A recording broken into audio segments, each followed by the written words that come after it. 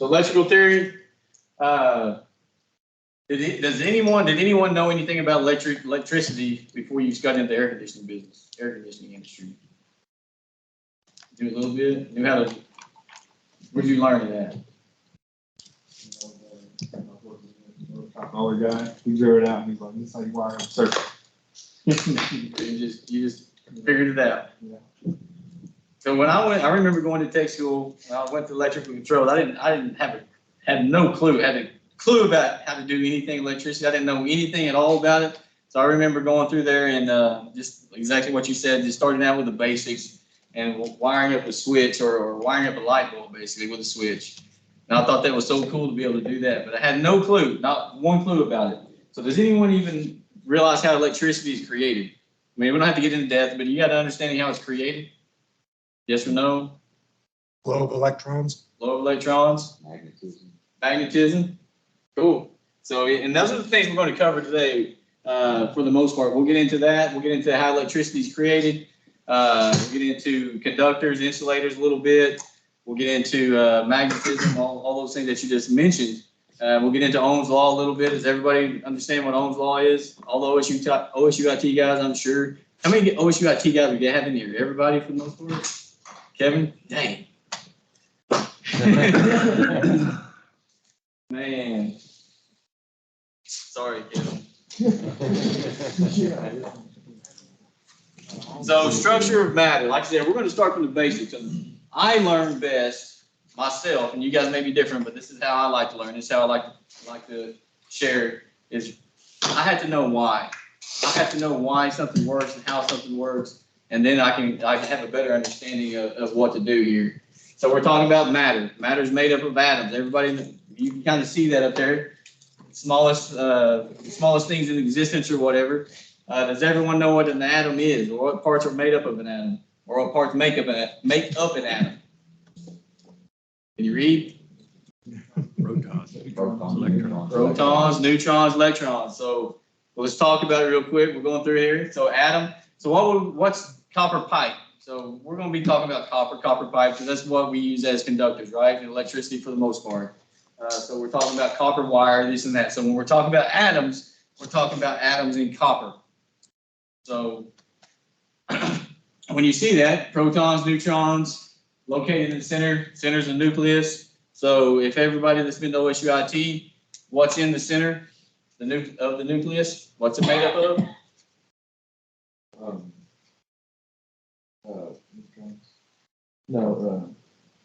You're right. Protons and neutrons. Yeah, it's right up here, but we'll kind of go through there. So protons and neutrons make up the nucleus. So which ones has a charge? We know everything has a charge, so to speak. Positive, negative, like a magnet. Magnet has a positive, negative, or a north-south pole, all those things. So what's made up of the nucleus? Protons and neutrons, what are they as far as the charge? Protons positive, neutrons neutral. Protons positive, neutrons neutral. It says electrons are a what? They give you that information. Yeah, I'm assuming you can read. Negative charge. So we got protons, neutrons, electrons. And like I think Jordan said it earlier, electrons are what we're focused on. So electrons are what creates electricity. So not protons, not neutrons, but electrons. So electrons have a negative charge. The number of electrons in an atom is the same as the number of protons. So if I've got 50 protons, I've got 50 electrons. So if I've got 50 positive and 50 negative, what charge do I have? It's a neutral charge, exactly. So as you can see there, electrons are in the orbit around the nucleus. They do not follow the same orbital path. So it's what we're talking about. I'll draw it out real quick. You kind of see it. I try to do it where you can see it here in the background, but it's kind of hard to see from what I can tell. So you can see, again, protons, neutrons in the nucleus. You got electrons in the outer shells. So again, if I'm going to draw it up, say these are neutrons and protons and all that jazz. So we got an outer ring, the electrons, an outer ring with electrons, and all that. So we're talking about electrons, and that's atom, and this copper pipe or copper wire is what we're really going to focus on. So as electrons are much smaller than protons, and they are 1,840 times lighter. So if they're lighter and they're going around this orbit, again, I don't know if this is anything that you guys will use, but again, it gives you a good understanding of how electricity works or how it's created. So if they're lighter, these are 1,840 times lighter than this. What keeps them in that orbit as they're going around? Charge. The what? Charge. Charge is right. So when you got, what happens? What do opposites do? Track. They attract. So these are positive, these are negative. So what keeps these electrons in orbit is the attraction between the positive and negative aspects of the protons and the electrons.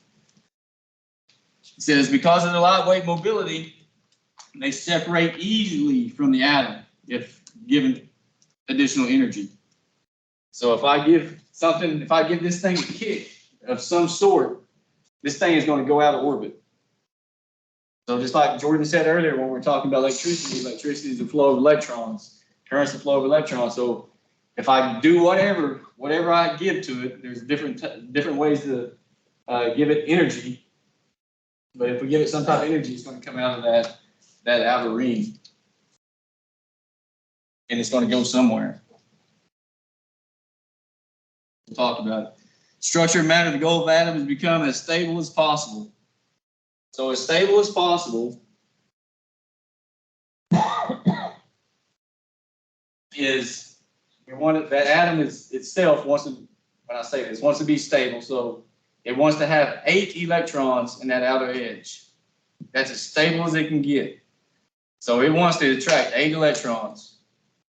But if you give it force, give it energy, whatever, it's gonna lose them. It says the goal of atoms to become as stable as possible involves having either a completely full or completely empty outermost shell. So if it's stable, just kind of give you a question. I don't know if you fully understand it yet or not.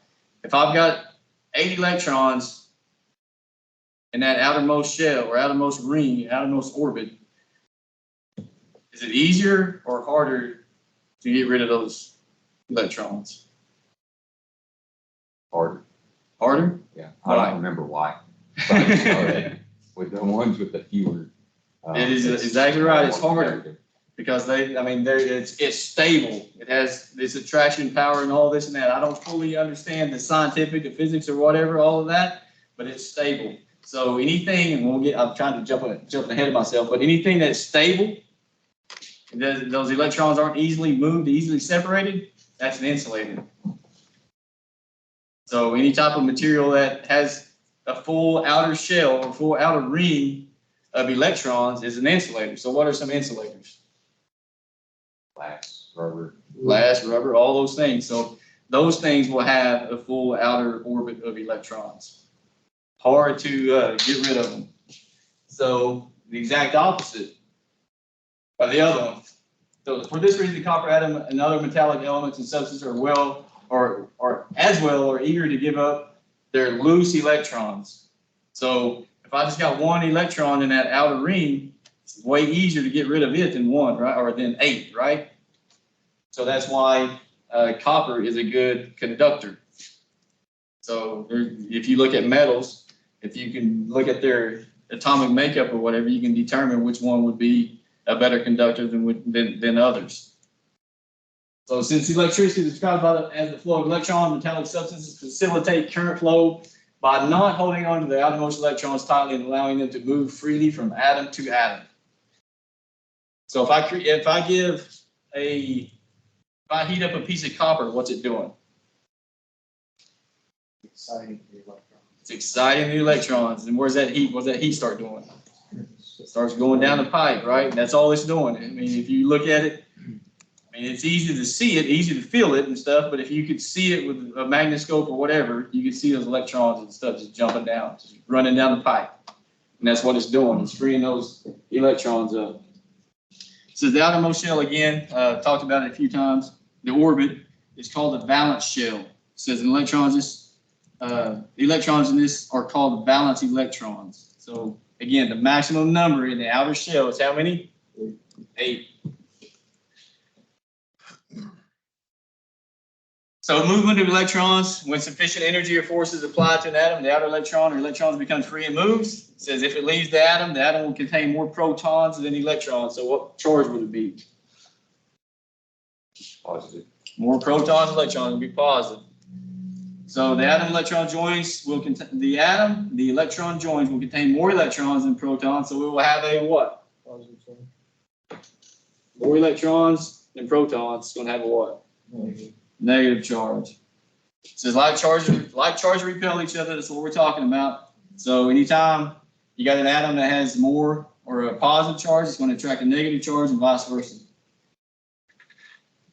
The strength of electrostatic field, attractive force between the proton and electron, falls off of the square of the distance between them. So if we get a greater distance, this thing starts to get less force or less attraction. If sufficient energy is applied to break an electron out of the valence shell is no longer bound to the atom, the electron will either move or flow toward a positive charge or away from the negative charge. It says when energy is applied to the valence electrons of an atom, the energy is distributed evenly among all the valence electrons.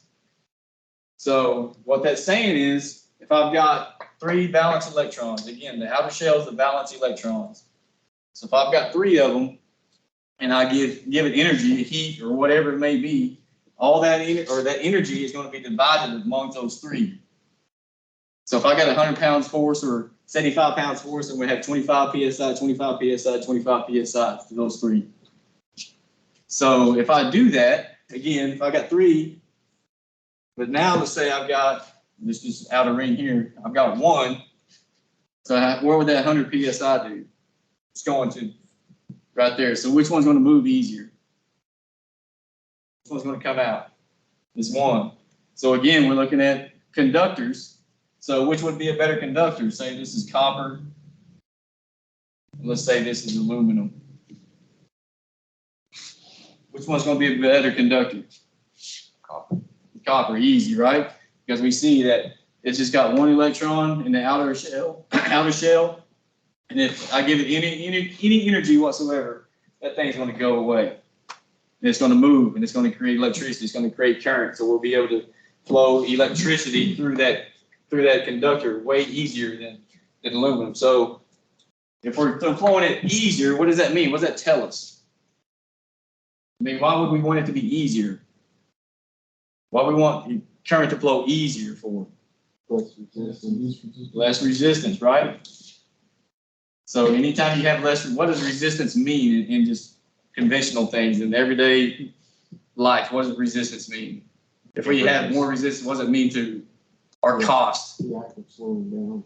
The act of slowing down. So anytime you slow something down that you want to, anytime something slows you down that you want to speed up, what does it do? It takes energy, more force. So anytime you have more force, more energy, what does that mean? In dollars. Less efficient, dollars go up. So anytime we're looking at these things, so the better conductors we have, the better savings we have, efficiency we have, and all those things. So again, that's with anything in life. So that's what we're looking at these things. So if we can learn the principles of electricity and how it works, and make sure that we have a good understanding, we can go to our rooftop, we can go to these things, we go to package units, wherever, chillers or whatever we're looking at, and we can kind of see what's going on, maybe. I mean, to give you a better understanding of it.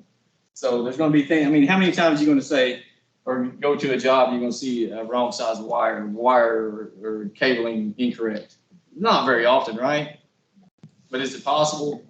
Definitely possible. But if you're going to do a job and you're going to install a piece of equipment and you don't know the right size of cabling or understanding electricity or understanding how it works, how easy is it then to put the wrong type of equipment in? Pretty easy, right?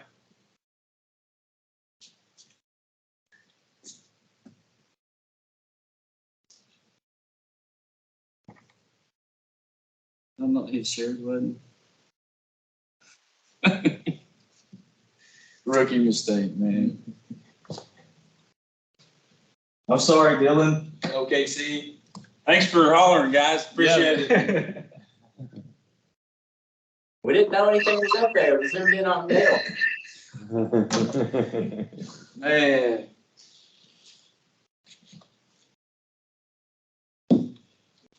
Is it recording now? What was it recording if it wasn't? Oh, was it really? Yeah. So now it's not recording me? Wow.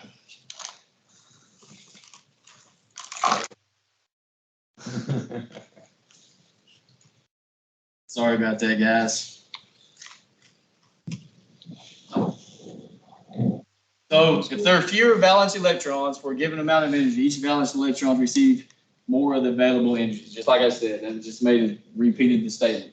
So the less I have, the more energy goes to that one. The more I have, it's going to divide the energy between the 3 or 4, how many ever there are.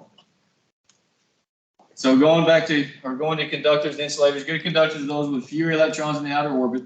Copper, silver, and gold. Why don't we use gold? Too expensive, right? But they have one electron in the outer shell. Considered to be free electrons, they move easily. Mercury and aluminum. Has anyone seen aluminum wire? Where do you see aluminum wire at most? Feeder cable. Old houses. Old houses, yeah. So let's think about this for a second. So aluminum is a conductor, but it has more resistance than copper. So what would you think you would have to do to get the same amount of amperage to go through it? Upsize it. You have to up it, right? So if you up it, again, it's going to cost a little bit more money, but since aluminum is cheaper than copper, it's still going to save some during the install. Good conductors of electricity are typically also good conductors of heat. As we know, copper is a good conductor of heat. How many's been burned by copper before? Welding pipe. Atoms with several electrons in outer orbit or poor conductors. Electrons are difficult to free, just like someone said. Who said it about glass and rubber? Glass, rubber, and plastic. Good example of insulators. What's another good example, or what's another insulator that you probably don't even think, that most people don't think about? Air. Air? Wood? Don't think about it. Yeah. Water. I don't know who said that. Somebody over there said that. Did everyone know water is an insulator? I would think it'd be a good thermal insulator, but not an electric. It's an electric insulator. We'll get to it in a second, but that water has 8 electrons in its outer orbit. So water, pure water is an insulator. Just like I heard somebody say it, water, the minerals, the calcium, and all those things in the water, that's what makes it conductive. So, what is pure water? Is DI water pure water? Okay. DI, RODI. RODI, pure water. So conductive materials are made of elements that have 1, 2, or 3 valence electrons. So again, if you got 1 to 3, if you got 3, it's going to be a conductor, but it's going to be not as good as the 1, of course. Copper is better conductor than aluminum because the single copper valence electrons receives all the energy. Like I said, you put some energy to it, that 1 electron is going to receive it all, and vice versa for aluminum, it's going to divide. So that's why it's not as good.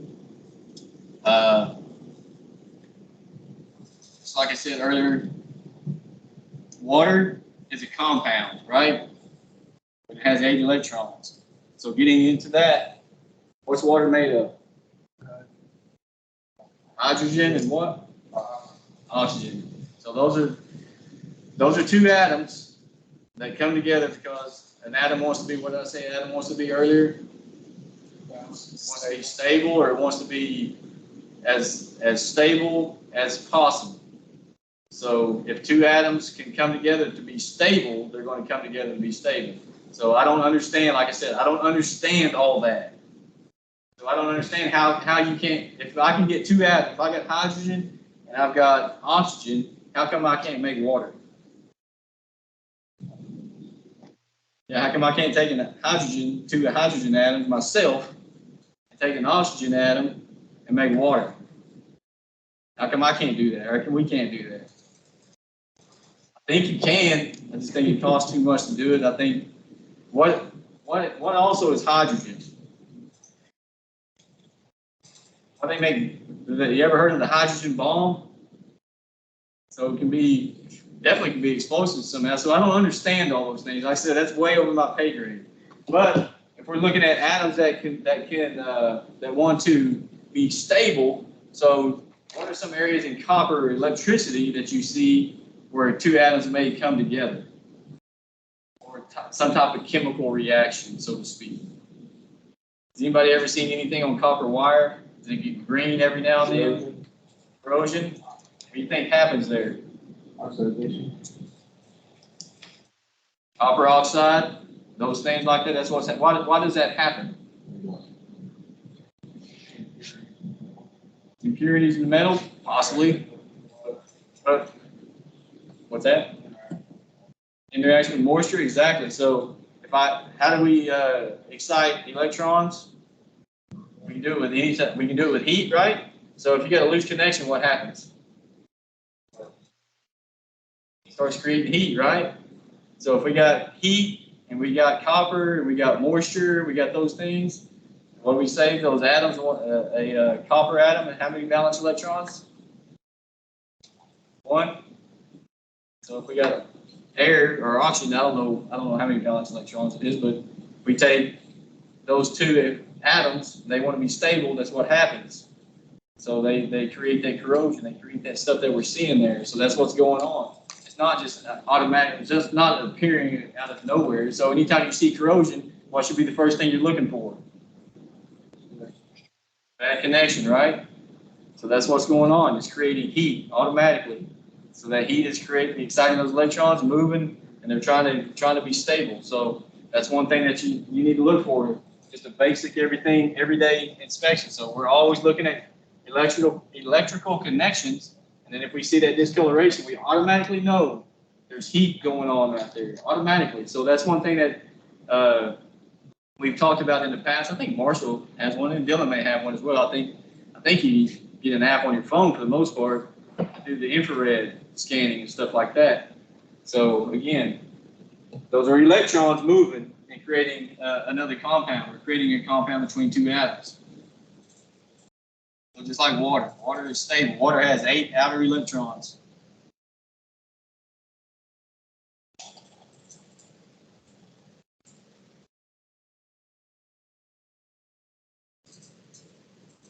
It says the atomic bonding of hydrogen and oxygen results in a stable compound, which is water. Again, what I just said, it has 8 valence electrons. So 8 electrons in the outer shell. So electricity produced from magnetism. So we talked about that earlier. Most electricity or most air conditioning electricity, I can't even talk, generated by electromagnetism. So tell me, does anybody know let's start from the beginning. We got a generator. How does it work? Just basic, simple generator. Anybody know? Gas engine turning the magnet inside the coil wire. Turning a magnet inside of a coil wire? That's pretty much it. So if we got man, my brain's going crazy. You call it when you get hydropower. Like at dams and stuff, so we got water going over turbines and things like that. So that as that water goes, or wind, or whatever we're talking about, it's spinning something. Just like we're talking about, it creates that magnetic field. So a magnetic field, and you put a piece of wire in that magnetic field, it creates the electricity by moving what? Electrons. It's creating those excitement in those electrons. So that magnetic field is the energy. So that's why we call it electromagnetism. Since magnets have poles, we know north and south. Fields of force. So a field of force. So if we got a magnet, let's just say we got a magnet here. Let's just say this is north and this is south. It's got a field around it. And right here. So That's what we're talking about. We created that. So if we spin this, if we take this and we go, if I can draw it here. Or it's draw. If I spin this thing, what's this thing doing? North and south, reversing poles, all this and that. So it's creating this field. So this is what that generator is doing. So if we're moving water across the air, whatever, it's spinning this. What's around this? Like we said, somebody said earlier. Copper wire. Copper Oil wire. wire. So as long as that wire is in this field, we run wire in this field here, it's going to create electricity.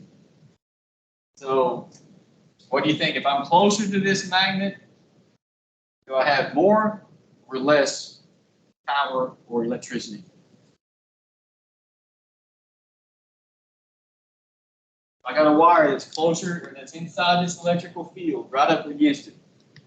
Do I have more or less? Or because your magnet's stronger.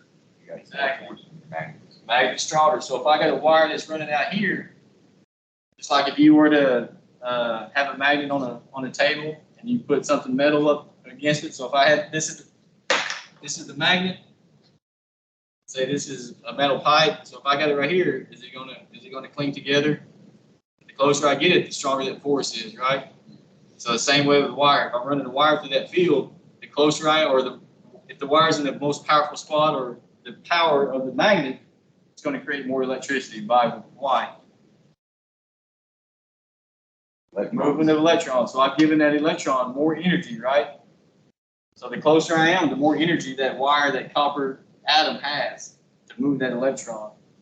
So that's what it's talking about there. That's how a generator works. I mean, simplistic generator. That's how it works. Not through such the copper wires pass through this field and cross these lines of force. The outer electrons and atoms of the wire are freed and begin to move from atom to atom. This movement of electrons is considered to be an electrical current.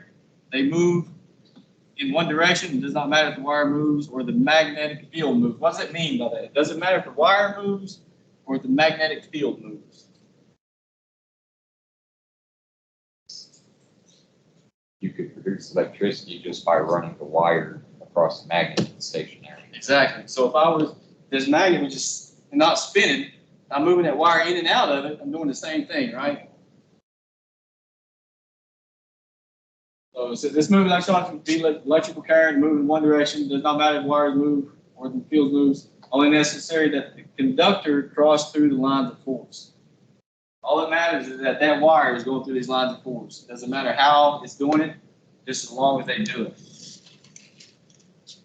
And a little illustration here, show you what's going on.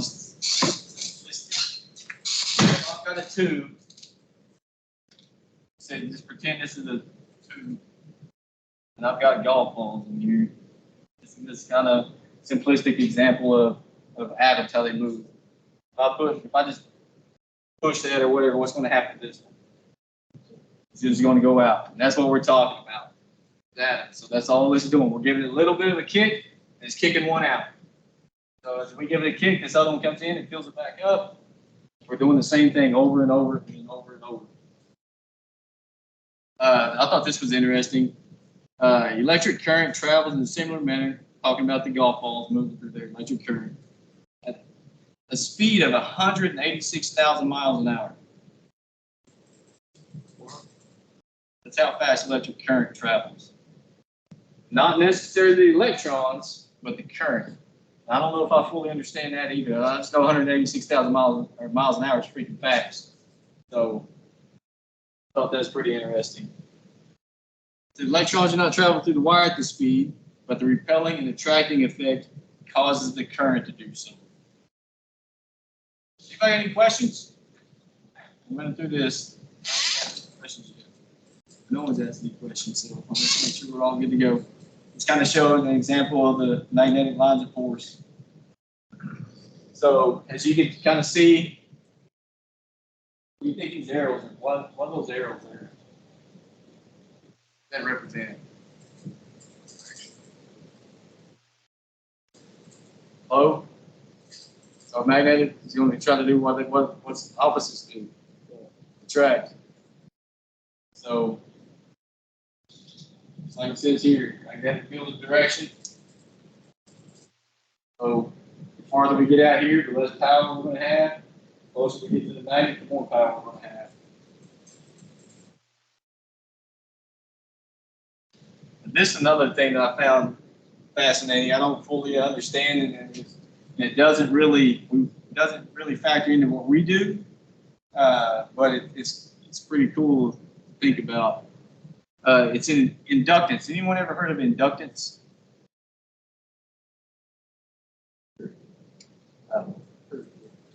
Yeah, I think I've heard it before. You hear it induced voltage, but it's not.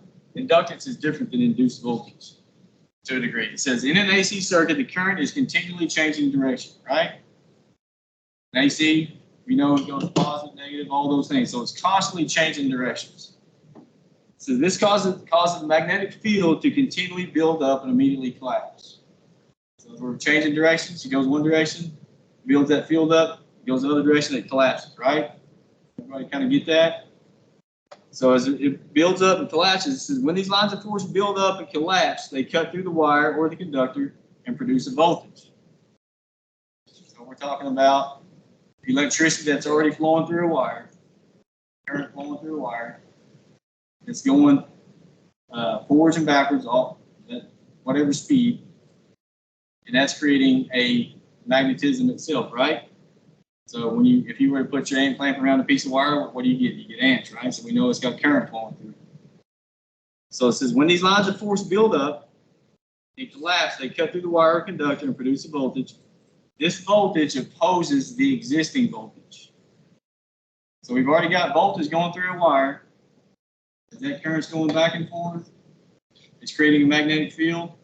It's creating a voltage as well that opposes the existing voltage. It's kind of mind-blowing, right? Kind of hard to understand. But as it creates that existing voltage or this additional voltage, it's basically opposing each other. So if I'm opposing a voltage that's already there, what does that mean I have more of? Resistance, exactly. So we're talking about a minute amount of resistance, so it's not factored into what we do every day. But it was just kind of cool to me that voltage going through a wire, current going through a wire, it's producing another voltage going through the same wire, but in opposite directions. Kind of mind-blowing for me. It's pretty cool though to think about how that stuff works.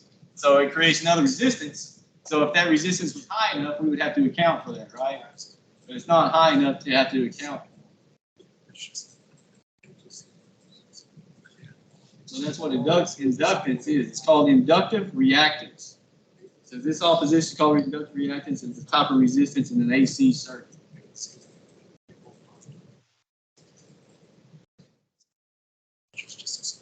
So electricity produces magnetism. The movement of electrons in one direction produces electric current. The current is an impulse transfer from one electron to the next. You push the golf ball, just like I said, into a tube. It's going to eject the other one instantly.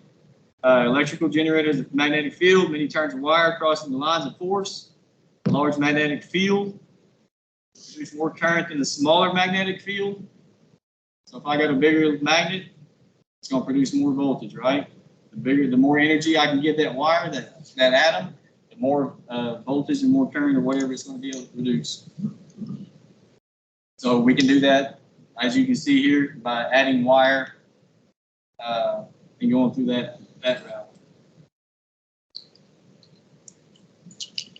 It says if there is no movement of the magnetic field relative to the electrons within the conductor, there is no flow, no matter how strong the magnet. So if I've got a magnet there that's just sitting there, and I've got a wire just going through it, nothing's moving, do I have electricity? No. Something's got to be moving. Just let me repeat that. There is no movement of the magnetic field relative to the electrons within the conductor. There is no flow, no matter how strong the magnetic field. So just like a motor is a generator, basically opposite, right? That motor's not spinning. I don't care how much magnetic field that thing has. It's not going to produce any electricity or do anything.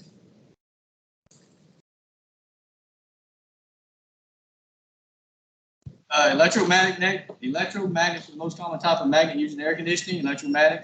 Magnet, a soft metal core made into a magnet, not a passage of electric current through a coil surrounding it. So, maybe jumping ahead of myself a little bit here too, but what is a typical blower motor? How many ohms does it typically have? How much resistance does it typically have?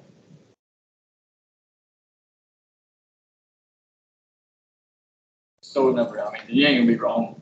87. How much? 87. 87? Everybody agree with that?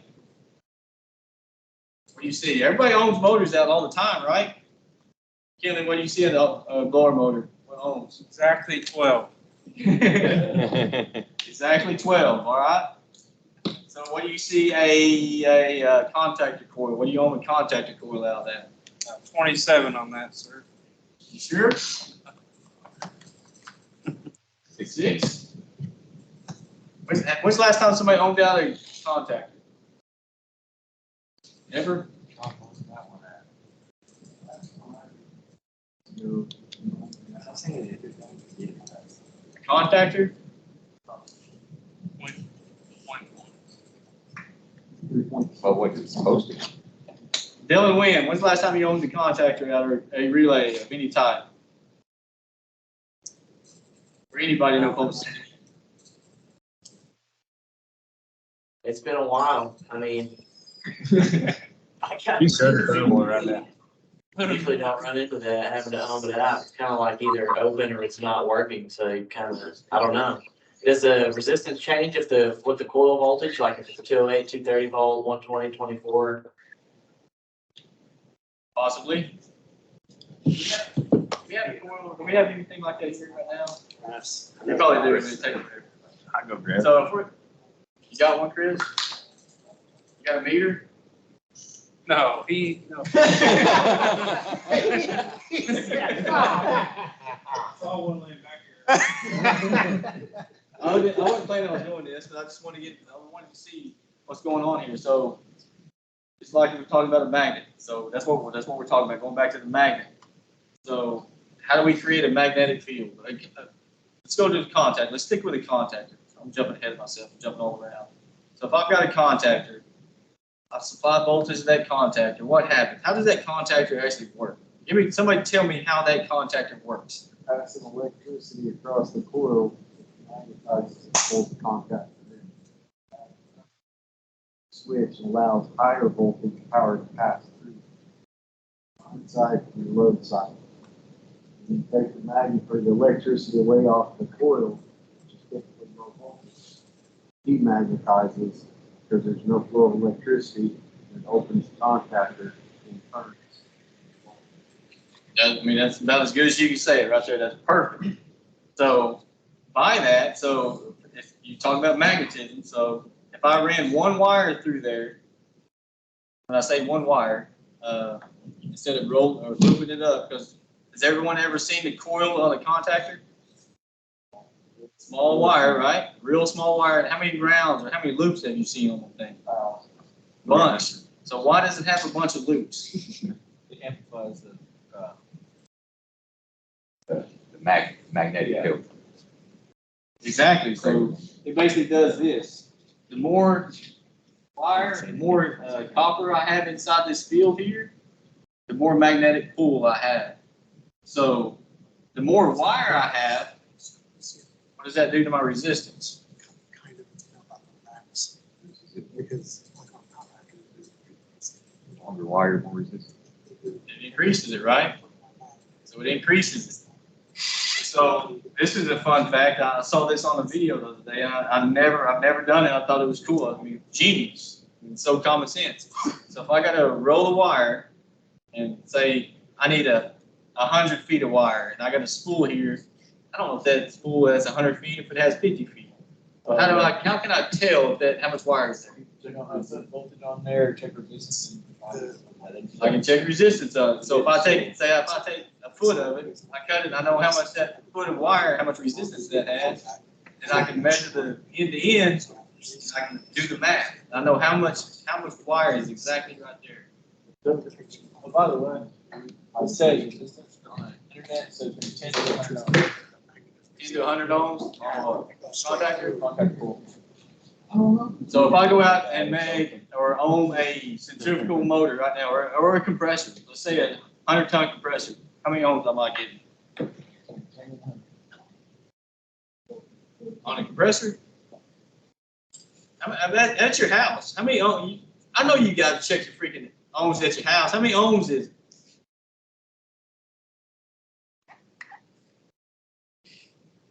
Mine's about 13.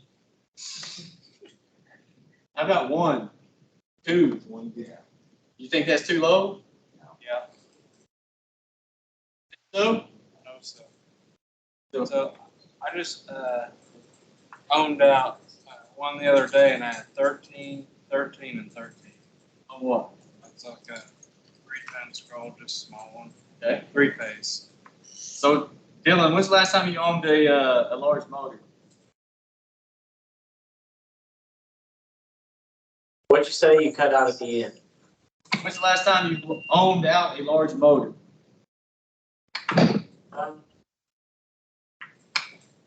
Maybe a month ago? What was it? What was the ohm reading? I want to say roughly like 216, 217. I'm glad we're having this electrical class.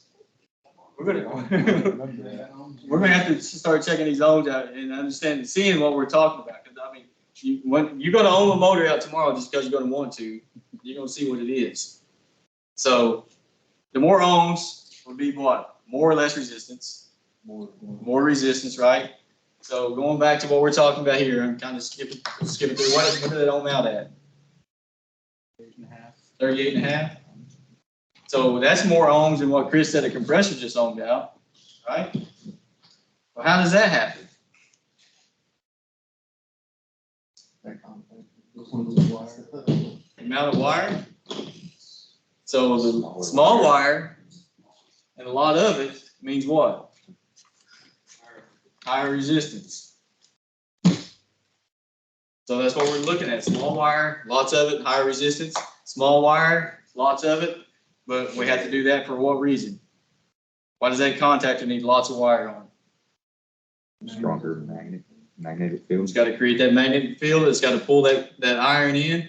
So, and it's got to be able to pull it in. It's got to be able to hold it. It's got to be able to pull it in tight, because if we have loose connections, what happens? So that's why you see, when you own out contactors and things, you're probably going to see them more than a compressor. Because a compressor is going to have what? How much wire? Or what size wire? It's going to be bigger. It's going to have more metal in it, right? So if I got more metal, what does that mean? More attraction or whatever. So if I got lots of wire and lots of metal, that's going to create that magnetic force or magnetic connection or whatever you want to call it, and be able to turn the motor or be able to pull a contactor in. So that's all we're doing. So a solenoid, how does a solenoid work? Solenoid coil. Same thing. Same thing. So why do you have to have a screwdriver or something inside that solenoid once it's energized? So that heat goes to where? Burns up and all those things. So, but you got that screwdriver, you got whatever in there, it creates that magnetic field and it's able to transfer that energy, right? It's just like having a motor that's locked up. If your rotor can't turn, then the coil becomes a heater. Exactly. It's not producing magnetic field. So we're air conditioning is about to transfer what? Heat. What's heat though? Energy.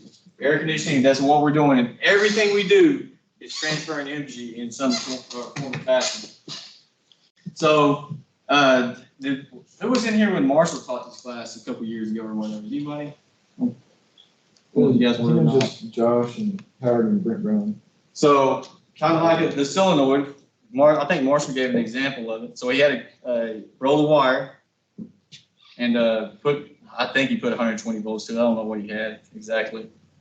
So and you put a rod in that wire. So what do you think that rod did? Magnetize that rod, right? Because all that wire, it's all looped together. So what are these lines of force doing? It's got a bunch, it's got that lines of force. So the lines of force are going out. The more wire we have, the more copper or atoms we have, and the loops, we create a bigger magnetic force. So we put that rod in there, that rod becomes magnetized because it's in that field, magnetic field.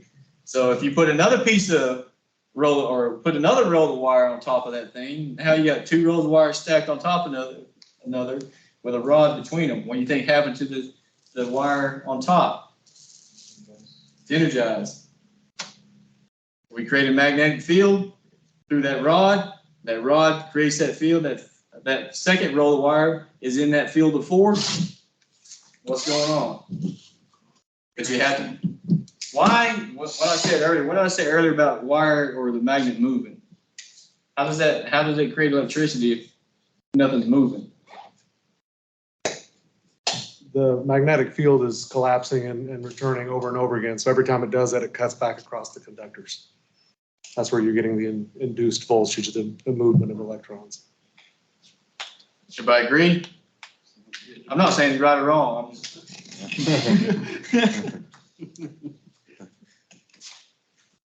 Earlier, I mean, definitely what we say about inductance and stuff. That's what I mean. That's kind of what he's talking about, right? Yeah, because theoretically something is moving The field. because you already have a power source on Already it. have the power source. So we're not creating electricity. Electricity's already been created. So if we were if we had a magnet there and we didn't have a power source for it, we'd have to move that thing.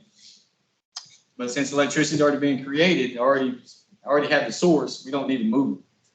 So that's how it's powered up. So he was able to put power to one coil of wire, magnetize that rod, which magnetized the second coil of wire, which I think he put to a light bulb or something like that, and it lit the light bulb. And that's why I don't need a damn meter, McKinley. It's a transformer. Exactly. That's all it is. That's exactly what it is, a transformer. So if he had, if I get the math right, I may be going it backwards. But if I put, I don't want to tell you wrong. And it's not hard.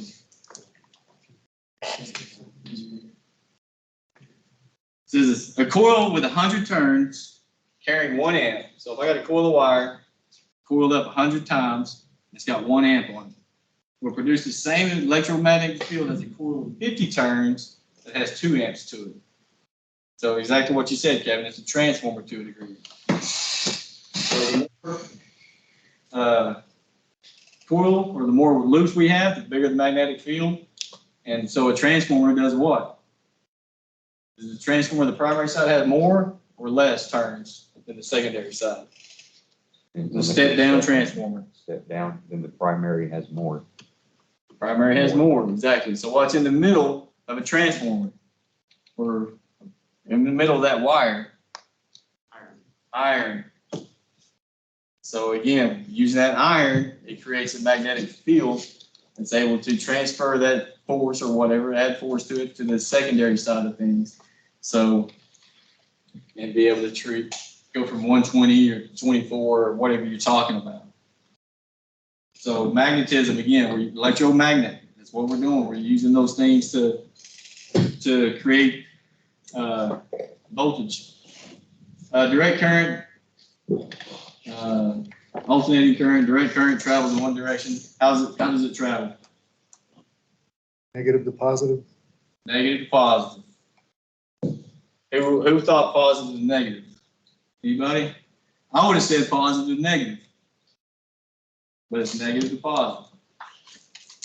How does heat travel? Hot to cold or cold to hot? Hot to cold. Hot to cold. DC voltage generated primarily chemical reaction. How does your battery work in your car? What does it have in it? Acid. So it's creating a chemical reaction of some sort to create voltage. DC current can also be created from alternating current. How does a VFD work? Black magic. Black magic. That's what we're doing. That's what a VFD is doing. Taking DC voltage and making it an AC voltage, right? Uses switches. VFDs are super cool. We do a whole separate class on that. Yep. Sounds like a. I've already started. Already started on it. Yeah, already started. Give the date. You see here, AC current, DC current, AC current, positive, negative. I mean, it's going from, you can see a positive, negative. You can see the positive, negative symbols there. So sine wave or whatever you want to call that. I mean, everybody's seen this before, but pretty simple there. What are some areas we use, trying to think, does anyone think of anything we use DC for, anything in air conditioning? Some communication. Gas heat. Communication, Jordan uses it all the time in VAS. 4 to 20 milliamps is DC only, so you have to have DC for that. Yep. Gas heat. Gas heat, Isn't DC voltage used in some buses on certain centrifugal? buses, like a VFD. DC bus? Yeah, I mean, yeah, VFD, what we're talking about, or solid state starters and stuff like that. Oh. I'm trying to think like a power supply. I'm trying to think of something. I don't think there's anything like on a small stuff, like a chillers, power MCS. supplies. What's that? MCS. 12 volts. Is it? Yeah. That's a lot of stuff. No, All I the don't new remember. stuff is 12 volt DC. So what about are the sensors DC? I know they're 5 volts. Are they? Between the boards is all DC. They're 12 volts DC. Okay. And I think the sensors are like 5. Yeah, they're all still 5 volts. 5 volt DC. Electrical units measure electromotive force, EMF, or voltage. Basically the same thing. The difference of potential of two charges. So simplistic terms, voltage is, just think of it as water. Look at it similar as water in a pipe. So if I got a valve shut and I got 100 PSI on the water side or whatever, on one side of the valve, that's the same thing as electricity. So it's pressure. It's pressure to move electrons and stuff down the copper / pipe, whatever you want to call it. So current would be what? We're looking at water flow. What would current be? Resistance. A beaver dam. Electrons flowing. It'd be the amount of water flowing through the pipe, right? So if I got a small pipe and I'm trying to push a lot of water through it with a lot of force, if I got a 2-inch pipe and I got 500 pounds of PSI on it, 500 PSI on it, what's going to happen? What's that water pressure going to do? I mean, what's the resistance in that thing going to be? It's going to be huge, right? We're trying to push a large amount of water through a small pipe, so resistance is high. So my current would be what? Oh, electricity. Well, my current would be what? The curve would be lower. Be high, right? Flow would be faster, water going through. Small pressure is a measure of resistance. If I've got 4160, we'll just go extreme. If I got 4160 volts, and I've got it connected to a 100 horsepower motor, and I've got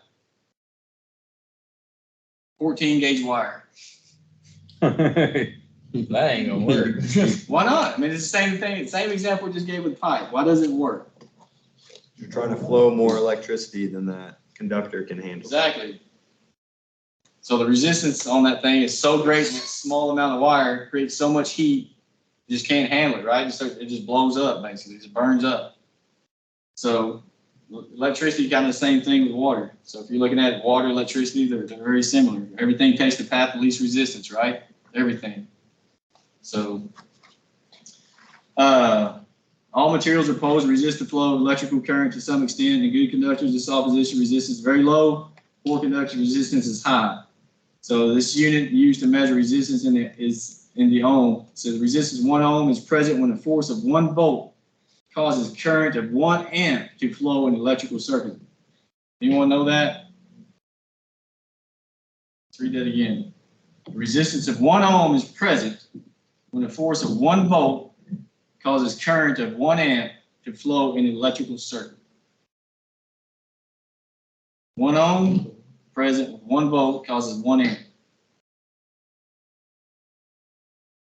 So we see volts, electrical force or pressure, amps, ampere, quality of electron flow rate, ohm resistance to electron flow. So the more resistance, the harder it is for electrons to flow through that wire, through that conductor.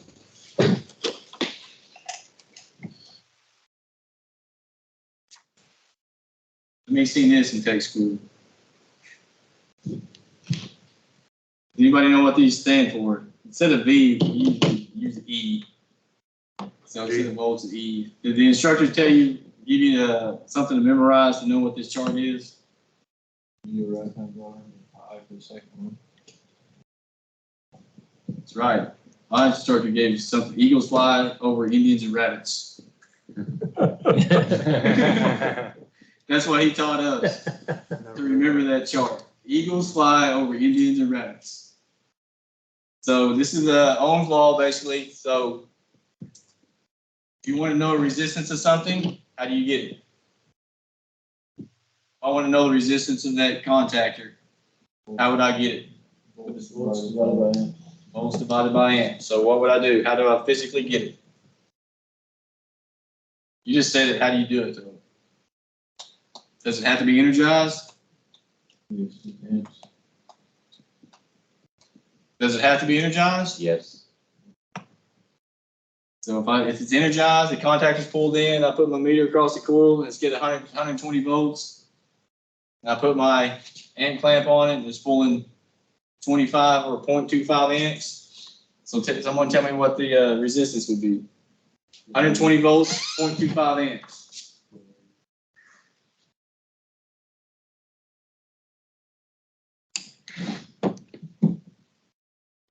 Yeah. 48. 48. So Jared was talking about this the other day. How many ohm out, or how many check, Kevin does, I know, check oil heaters on train chillers? It gives you a wattage or whatever. Most I think it says on the nameplate, or maybe it says on the panel, on the cover of the electrical panel for the heater and for the starting components of the oil pump, like 1500 watts. So if I have 1500 watts at 120 volts, what should my amps be?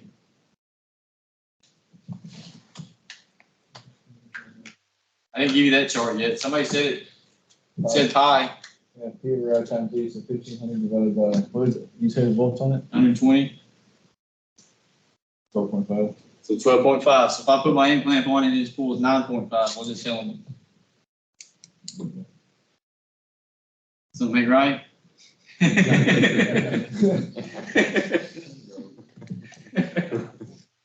I'm serious. That's how you check it. That's how you check things like that, especially heaters. So if you do the same thing on your electric heat strips at your house or whatever, you check them. You check it amps. If it's not pulling the nameplate amps, if it's pulling more, if it's pulling less, there's probably a problem, right?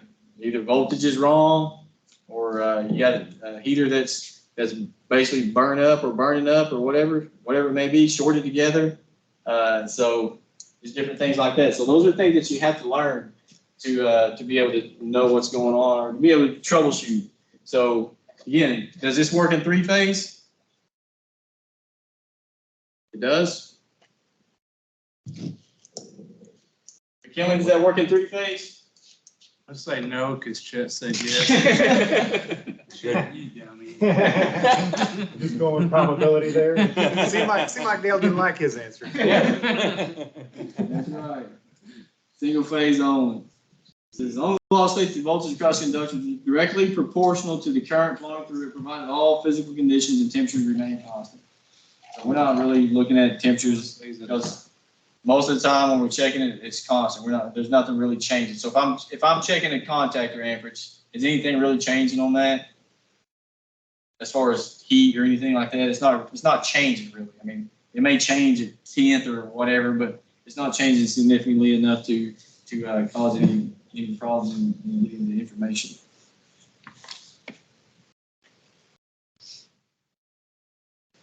Uh-oh, series and parallel circuits. It says in series circuits, the voltage is divided across the different resistances. So if I got two hot bulbs in series with one another, or let's, what is the most common thing around your house, especially coming up, that, or used to be in series, not anymore, I don't think, that you put on your house? Christmas lights. Christmas lights. So if one went out, what happened to the rest of them? Oh, They all went out. Why? because they're all wired in series. They're all wired in series. Everyone know what that means? They're all going straight path and one goes. All out straight fast, path. Set up. All powered off the same, same power source. Let's do this here. So let's say this is line voltage, this is neutral. Let's say this is 120 volt. Everybody agree with that? Does that look right? Yeah. So if I've got, zero switch here. It's been so long since I've done this. Heartbeat.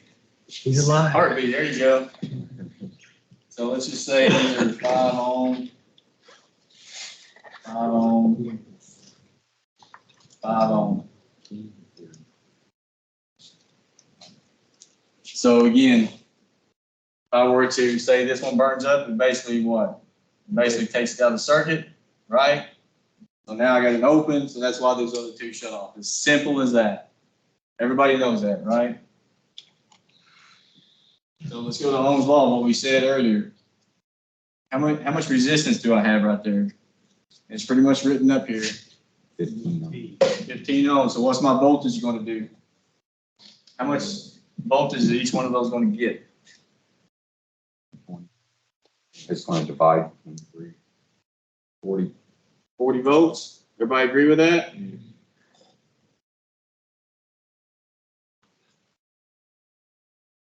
Let's see, are y'all confident?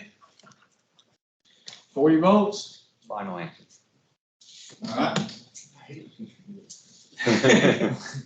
So let's do Ohm's law. How many amps is that going to pull? I'll put my meter right here. How many amps am I going to have?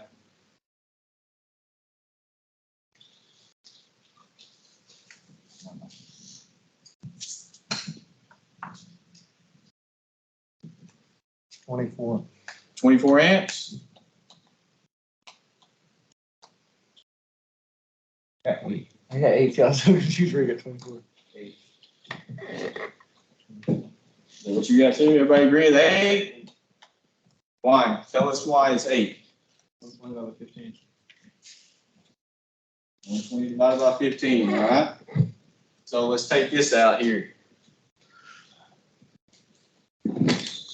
So let's say 8. I got 8 amps. Can you tell me what the ohms of that's going to be? 15 ohms. Eagle flies over Indians and rabbits, right? But just because I changed it to 8, let's say I changed it to a different number because I just made it easy for you. Yeah. 28. 4.28 divides that by 3.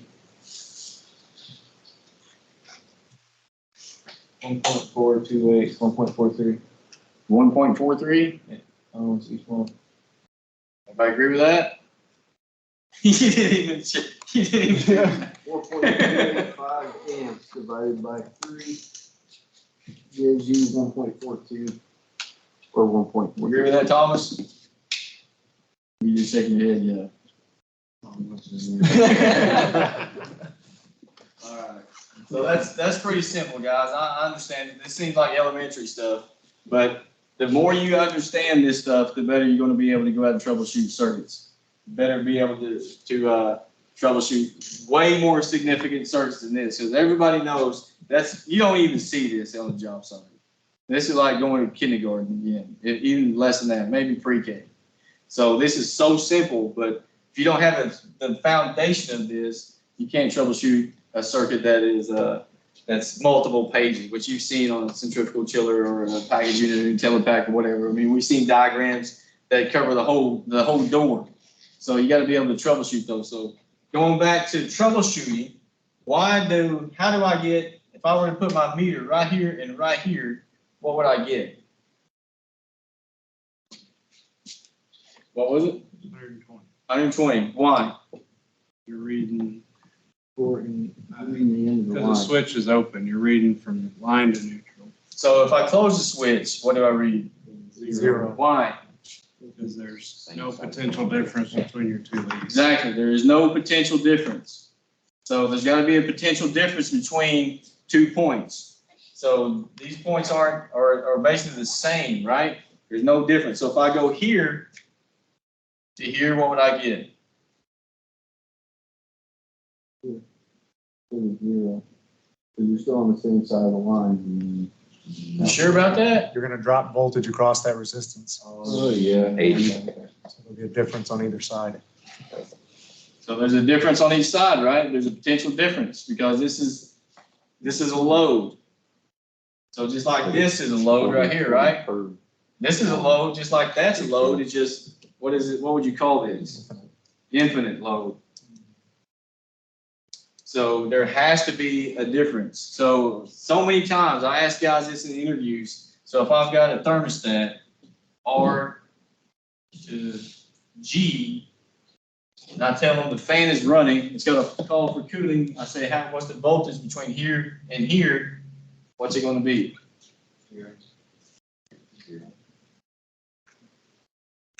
No volts, right? Because this is basically doing this. You know how many guys say 24? Probably half of them. Because they don't have a good understanding of what's going on. They know it's closed, they know it's running, but they just don't understand electricity. So there has to be a potential difference between the 2 points. So between here and there, there's a potential difference, or there's a load. Here to here, there's a load. So if I were to go here to here, what's it going to be? Now you have 2 loads versus a single. So would that read 120 or would it be able to just? I think it would read It's- 40. Do the Ohm's law, what you just did.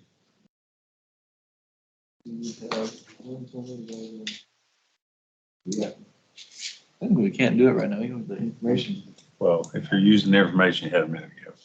Yeah. Well, we don't have. I can put. Let's do Yeah, this. put the Ohm's back like it was.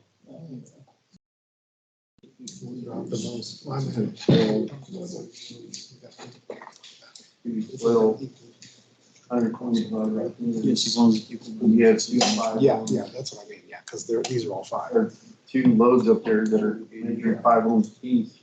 So if you're going on either side, they're gonna be 10 ohms total. Like 120 by 10. So it should give you 12. So you would have a voltage drop of what, 12? Or 212. Down to 12. Everybody agree? It's gonna be 12 volts. Well, the switch is closed. I'm sorry. Good point. Oh, that's it, 0. Yeah, I mean, that's it. So if it is open, what's it gonna be?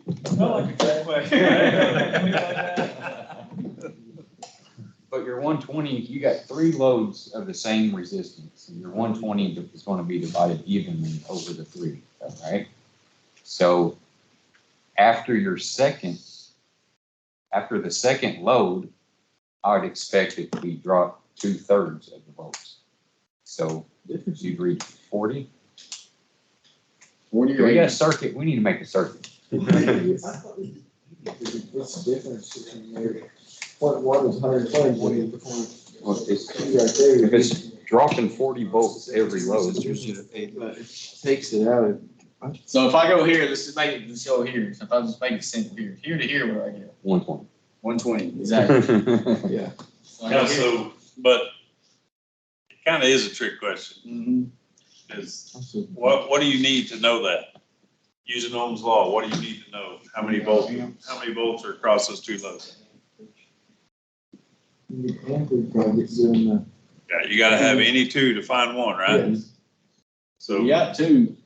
So yeah, You're we drop trying to down. find the voltage. Oh, yeah, I said voltage, yeah. What am I talking about? Yeah.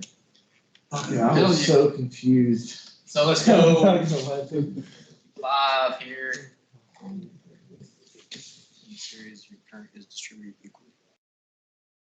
So now what you got there?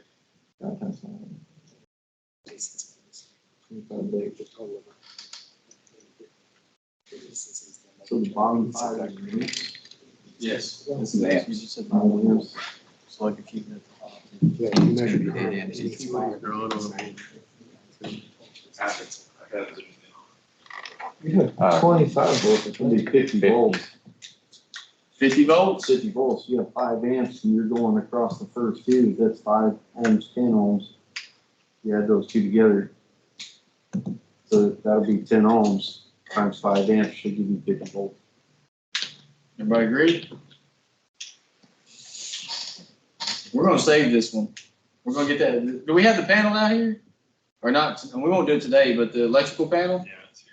I'm aware of it. So we're gonna do this one. Let's see what it gets up to. So we'll be able, I'm assuming it has 3 loads, and I can't remember, but it'll have at least 2, but we'll be able to do that and see what's going on. Because again, it's way easier to do it in classroom, or I say it's easier. I mean, it's easier to do it on the unit when you can see it with your hand and actually check it with the meter. But if you could do it here, it makes it so much easier to do it because you already got an idea what it should be. Because and you guys heard me say this all the time. If I put gauges on a condenser unit, should I know what it should be before I even put gauges on there? Yep. I should have an idea of what pressures and temperatures should be already. I'm just confirming by putting gauges on it. Because if I know it's 100 degrees outside and I know what refrigerant's in it, I know what that condenser head pressure should be, right? I automatically know that. So if it's R22 on a 100-degree day, I know my head pressure should be around 300 pounds, 275 to 300 pounds, without me ever putting gauges on it.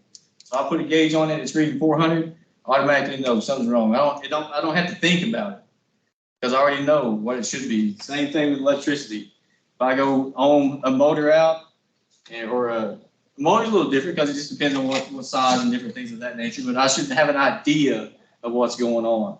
So if I ohm a contactor out or put my end clamp on the contactor, just like you saw earlier, if I put an end clamp on that contactor and it's pulling 8 amps, what do you think? Should that throw a red flag immediately? Fuse. The fuse probably going to be blown. I mean, that's going to the extreme. But things like that's what you got to know. You got to know these things like the back of your hand. And that way you don't just write something down on a log sheet. Because lots of times we just write something down on a log sheet and we're logging a unit and we say, oh, it had 30 degrees subcooling. It's 30 degrees. It ain't excessive, but what is a typical train IntelliPack or train package unit? What does it say? What should be the subcooling? 10 to 12. 10, 12, 20. I think it's around 12 to 18, something like that. I think that's what the manufacturer says in most places. So if I got 30, I automatically know without a doubt something's wrong. I don't have to sit there and think, man, what's going on here? I mean, you might have to find the problem, but you know without a doubt something's wrong. So same with voltages and amperages. If I'm checking something, I put my meter on something and it's reading way off of what it should be, again, it's going to be learning these things. But you know without a doubt that something's wrong, that you got to figure those things out. So again, you're never going to go on a unit that's going to have, how many times have you been on a unit that has series circuit? Has anyone ever been on this unit that had something in series? No.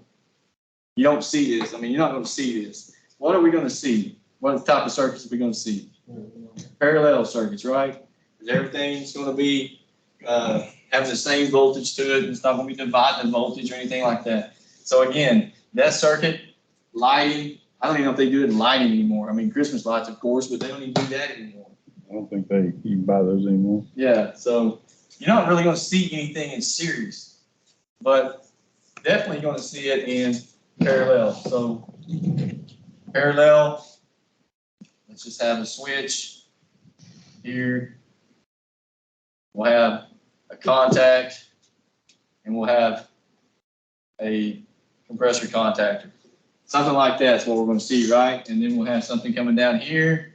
We'll have another contact, and maybe we have a blower motor. I'm just throwing stuff out there, right? We're going to continue to see these things like this. So let's say we're going to have a condenser fan motor. Exactly, stuff like that. So those are all parallel. So if I were to check voltage here and here and everything's closed, what am I going to get every time? I mean, what should I get? Line voltage. Line voltage, let's just say it's 120. So if I go here to here and I check here, what am I going to get? Zero. If I go here to here, what am I going to get? 120. So that's, I mean, it's just as simple as that. That's what we're going to see every time. So if I go here to here and I got, let's say that's open and I got 105. What's going to happen? What are you going to think? Automatically. Don't even have to think. What's it going to be? There's a voltage problem, right? So what could that be? It's neutral. Like you're going to, could be, I mean, lots of things. I'm not just going to pick one. I mean, maybe the transformer's bad. Something like that. I don't know. So if I'm going across the, if you're trying to think of something that happens every day. If I got a ground, if I got a short, say this wire right here is shorted on a panel. I don't know how to draw that really. You just say it's grounded. What's going to happen? Nothing.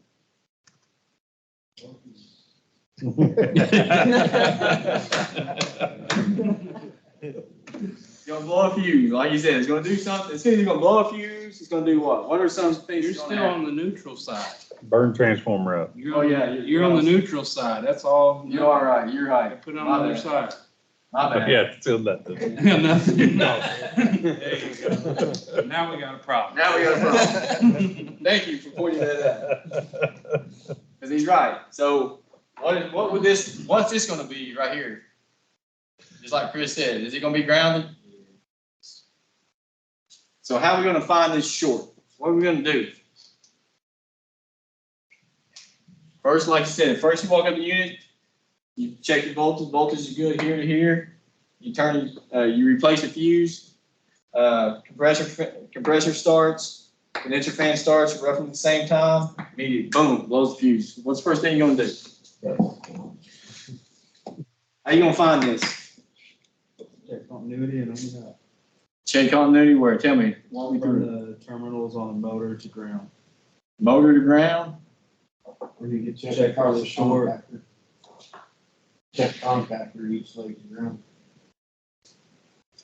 What are you talking about up here? No, down low. So you're gonna do what? Where you gonna put your leads? Tell me where you're gonna put your leads. I would first go from the lead to ground on each lead on the condenser fan, and then across each lead on the condenser fan. So here to ground. What you saying? And here to ground, just depending on which one you go those. Seeing if I have continuity, and then between the two themselves as well, to check my resistance. Okay, let's say you do that. I go here to ground. Let's walk through this real quick. What do we get if we do that? We're not even talking about electron flow now. We got no power. Power is shut off in this thing, but we're checking out the circuit. What are we gonna get? If I go here with my ohm meter, here to, you say to ground, you talk about the other side of the line on the transformer, what are we talking about? What are you talking about to ground to a piece of pipe? What are we talking about? Well, theoretically, the neutral itself, but sometimes anywhere on the panel or a ground screw. Okay. So we go here, one lead, draw that, and we go here to the ground on the panel. What do we get? Shouldn't have continuity or anything at this point if there's no power. What about if we go through here? In this continuity? And I still have a path from here going through that pool there?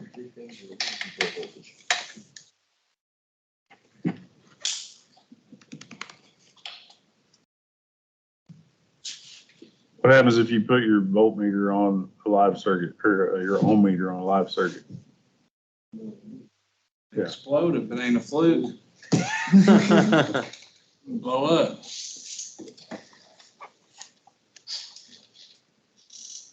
What do you think, guys? I mean, Anytime this you is the own- real deal problem. This is what, we see this all the time. So you need to isolate it. Take everything off of the switch, take it off the neutral, and then ohm it to ground. First off, why'd you replace the fuse without checking out your wiring? We need to. Come on now. That's called shotgun. You're trying to let the smoke out. Ain't gonna go nowhere. So what'd you say, Chris? I would say isolate it isolate the load from the switch and from neutral. So you're basically saying take the wires off? Yep. And then I would ohm So you're gonna ohm out here? to ground on each side, see if my load is grounded. And I can't see, it looks like it is, I can't show you're grounded to that. Yeah. So if you did that, you're basically taking these wires, you're basically isolating the relay or the contact or whatever you want to call it completely. So it's completely, it's isolated, it's standalone right now, right? So we got the wires on. We put our meter here to ground to here, basically, which is ground, right? So say we get what?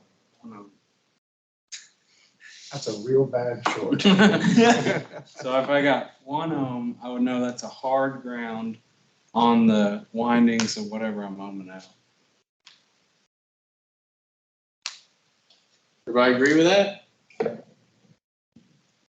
So what would we expect? Say this is 5 ohms. Yeah. Rated? Huh? Rated? Yeah. Or no, let's say, 5 ohm rate, I'm sorry. If you're still measuring from one side to neutral, right? Yep. So they're basically going from here to here. So we're basically going, oh, I'm sorry. Yeah, I'm confusing myself because this is open. Yeah, so I mean, it should be infinite if you've got the wires off. Should be. So if it's anything else, you're getting some path. Hard ground. So it means that something would have to be basically doing this, right? Short it out somewhere. So that's legit. I can take that and buy that. Say this wire right here, again, is grounded. So for simplicity time, we're running out of time. What would you expect to see? This is gonna blow the fuse or whatever we said. We know it's blowing the fuse. How am I gonna find that wire? Chris is on the right track. You isolate, you turn off where the fan and the compressor can't come on and just run the blower. Didn't pop, disconnect that, run a different item until you find where it is popping, and then you know it's that circuit. And then you can start shooting out from there. That's an Definitely expensive do way to do it. So basically, he's isolating each branch here, basically. So you take this off, take that off, or whatever, disconnect the wire, however you want to do it, and check this circuit out. So that one's good. So we know we put this all back together, got this together, we put this one together and check it out or whatever. That one's good. Now we go here, we check this one out, and keep blowing the fuse or however you want to say. This wire is pinched inside the cabinet on something. So we know this line's bad. How do we find it? How do we fix it now? How do we know? Because we can't see this wire pinched. How am I going to find that wire? You know, where the wire starts and where it ends. You could physically track it down, right? I know it sounds simple, but if you find out where it starts and where it ends, disconnect on both sides and check the resistance to the wire. So let's kind of go with what Chris said. So if I isolate this, let's say I just take this wire off, and I go from here to ground, what would I get? 0 ohms, 0 ohms, or right? something low. I'm still grounded, right? So now I do the same here. Take this off. I just isolated my coil. I go here to here. What am I gonna get? 0. So now I take the wire off of this. And I put my lead here to ground. What am I gonna get? All right. So I know that this is good, right? I've isolated back to here. So now I just keep going back and back and back and checking that out. What do most people do? How do you check for a ground? Where do you put your leads? Most people put it where? On a pipe, On a pipe. Body somewhere. chassis ground. So what's this gonna do to me? Could that affect me somehow? Chassis ground.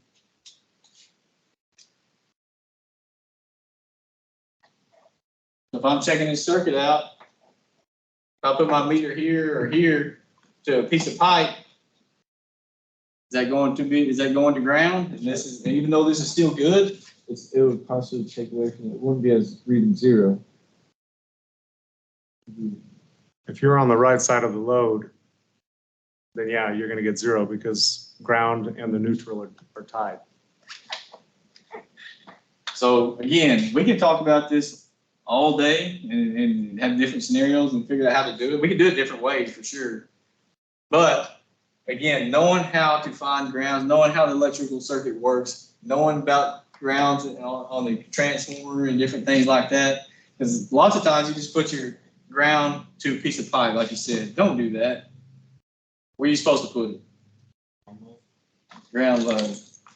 Just different things of that nature. I mean, just do it like you've been taught to do it until you're comfortable doing it a different way. Until you got a good fundamentals or whatever. Because lots of times you'll confuse yourself. Because how many look for a ground for hours? Are they and are they really that difficult? Lots of times they're not. But sometimes they can be. And I've looked for grounds for hours.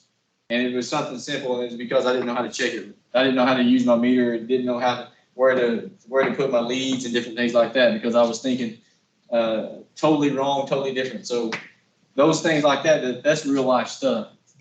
So figure out how to use your leads. Again, how does a meter read voltage? It has to have a difference of potential. So it has to have a load, some type of resistance, something like that to read voltage potential. So anytime somebody asks you those questions, if I got a straight wire basically, if I'm going across a closed contact, I'm never going to read voltage. Never. So those things like that can get you kind of confused, just like we talk about superheat and subcooling. How many has been asked what superheat is, and they gave a definition of subcooling?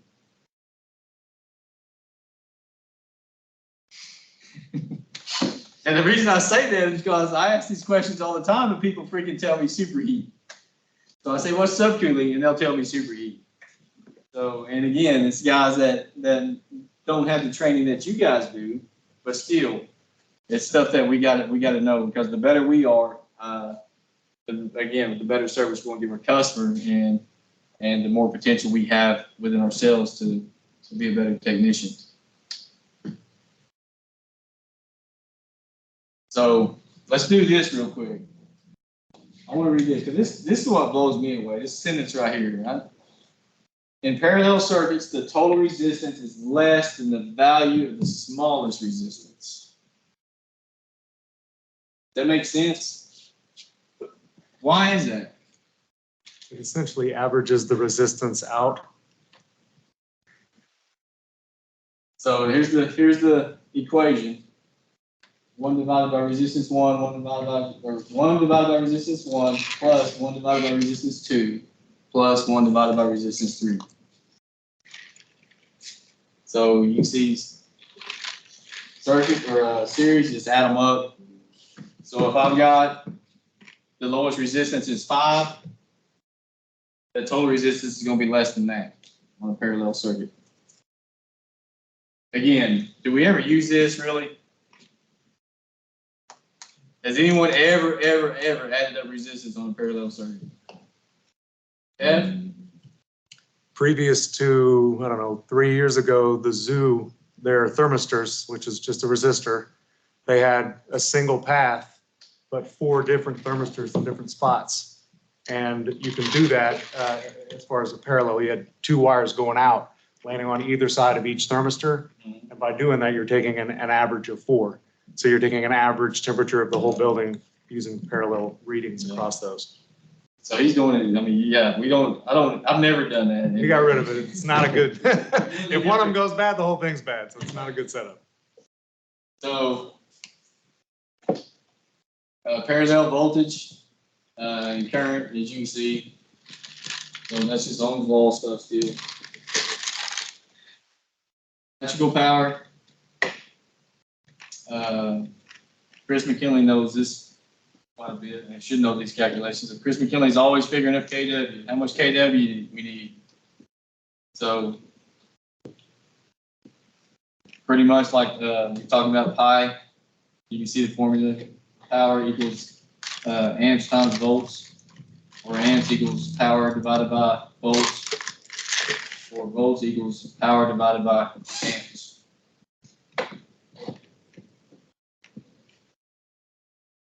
So what is power? I said electric heater earlier. Power is watts.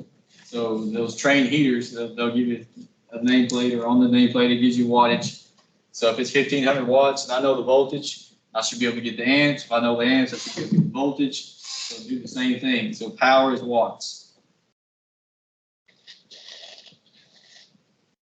And let me see here, if you want to do KW, take the voltage times times the current divided by 1,000. They give you KW. That's it for the basic fundamentals of electricity. Hopefully that was informational enough. And we'll really get in depth on the troubleshooting side of things. That's where we're going to get knowledge. Like I said, this is just the basic stuff. But once we start troubleshooting, getting into components and troubleshooting, knowing where to put your meter, knowing what to do with those things, and it'll help you out, I promise. And hopefully we'll be able to get a package unit out or something like that and be able to troubleshoot.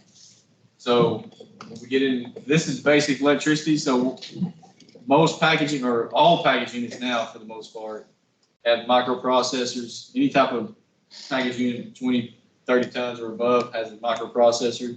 So you're talking about electronics. So it's a little bit bigger, I won't say bigger, but different ball game. So learning how electronics work and things of that nature too. I don't know how in depth we'll get into that. That may be a totally separate class, but something that we definitely have to learn as well. Electronics are everything now. Everything has electronics. So, any questions? Comments? Was this worthwhile? I'm serious. Yeah. Did you guys learn anything? Because we need to know. Like I said, I'm not just coming up here just to tell you guys something. I want to build a class that's worthwhile for everybody. So the guys coming in behind you can get a good foundation and be able to step our game up. So if the guys coming in under me or behind me, however you want to say it, not better than me, I failed. So, and it's the same with you guys. If the guys coming under you or behind you aren't better than you, you failed. We've all failed. So when guys come into this training, we want to make them better. So we got to make everything we do the best we possibly can.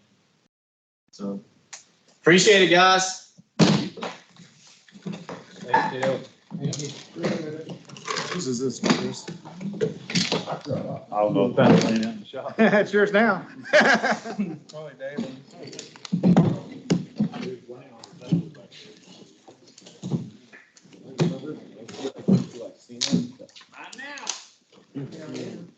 Bad little quick.